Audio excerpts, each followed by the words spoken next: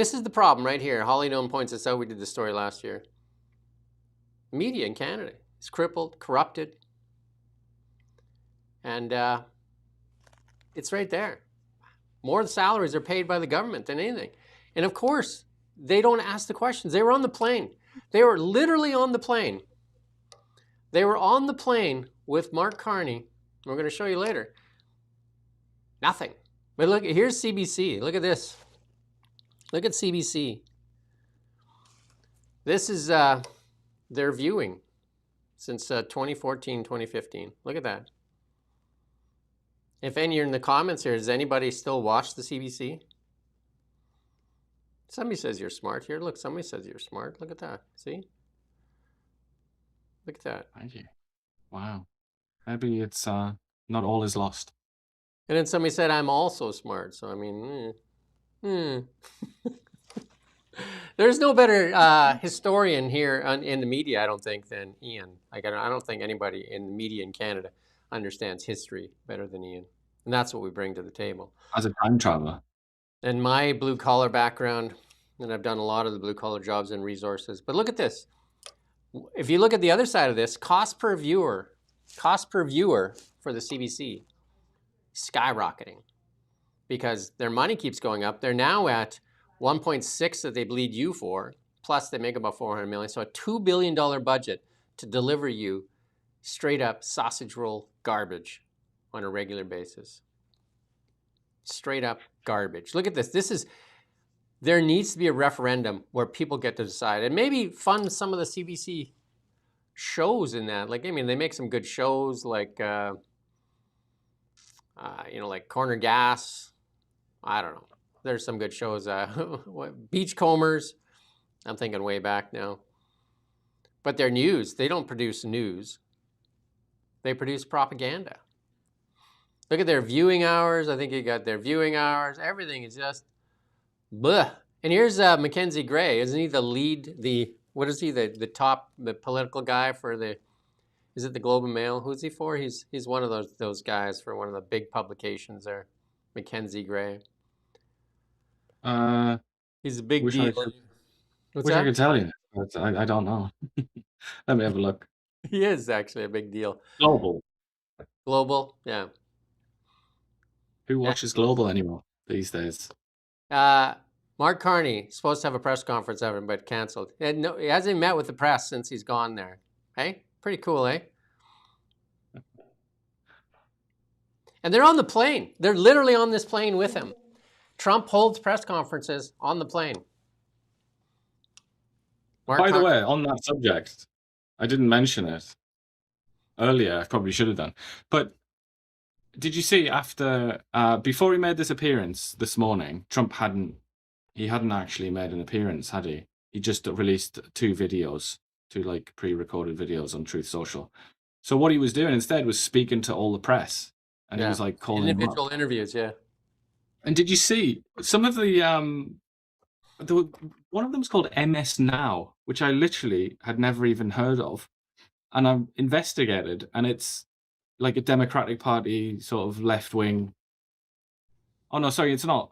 That's not MS Now. That's MSNBC. But there was some other like left-wing or really obscure left-wing TV channel. They were one of the ones that were interviewed. CNN had a massive scoop because he gave them an exclusive interview. The Atlantic magazine, which spends most of its time talking about how Trump is Hitler, they got an interview. Yeah. Like basically all of the left-wing press that inquired were granted an interview with President Trump there, while he's conducting a war. And it just made me think at the time, I was like, can you imagine if Canada was involved in anything of this kind? Mark Carney wouldn't even see his face. He wouldn't even send a tweet.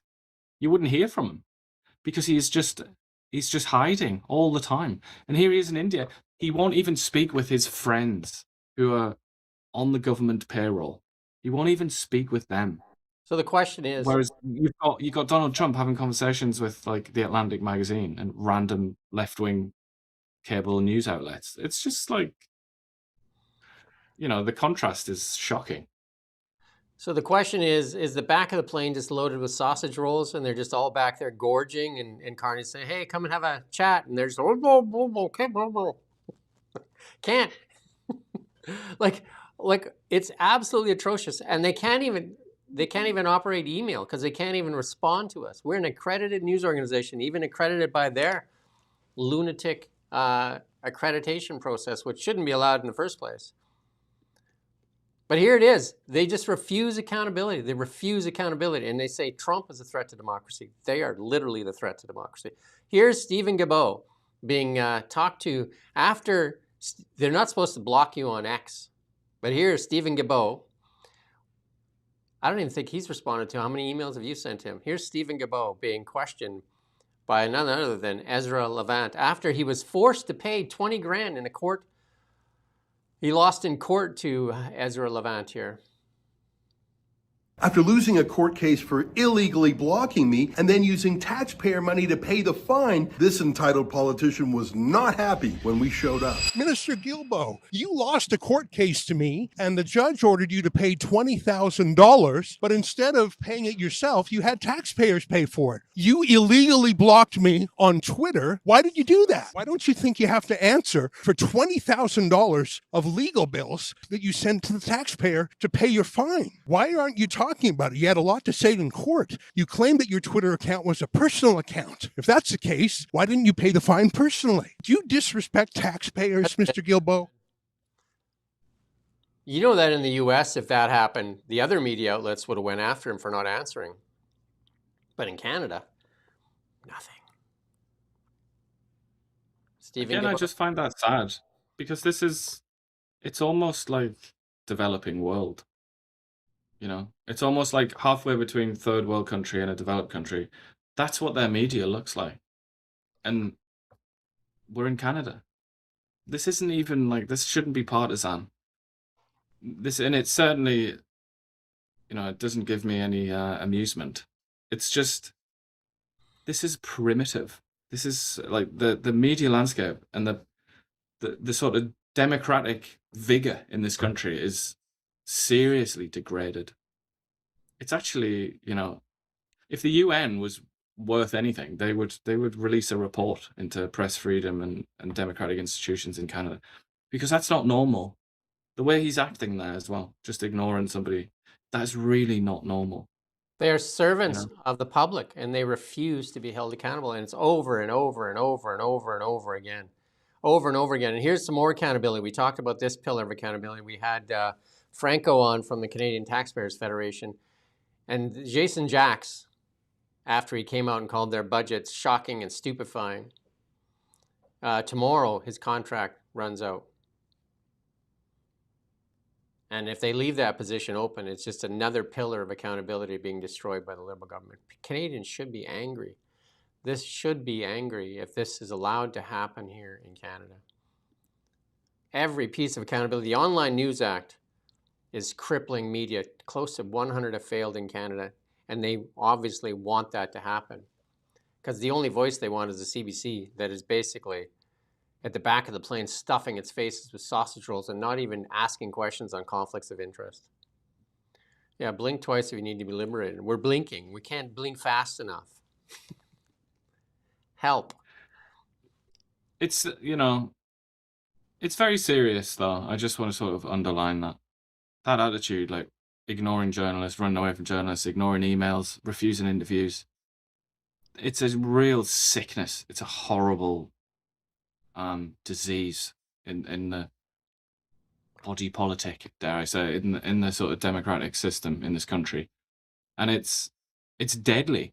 You can only make really stupid decisions and stay in power if your press doesn't work properly and you don't have a relationship with the press. That's really the only circumstances in which that can happen in a democracy. I just think it's probably the number one issue, I would say, in terms of what's killing Canada's democracy or what's weakening it. It's this failure of both politicians and the press to speak to each other and ask the right questions and answer the right questions. It's tragic. We're going to skip a couple things, but we're going to go to this poll. Like, polls are also manipulated. It's in how you ask the question, and that's what we've said. Many of these polls also funded by none other than the Liberal government. And if you look at this poll here, the the questions here. The two choices you have, or three choices you have, is like Pierre Poilievre is a radical extremist. Pierre Poilievre would bow down to Trump. None of the above and don't know. Right? Like, just like, oh my. And then these ones here, these are the ones that actually take a lot of money from the government.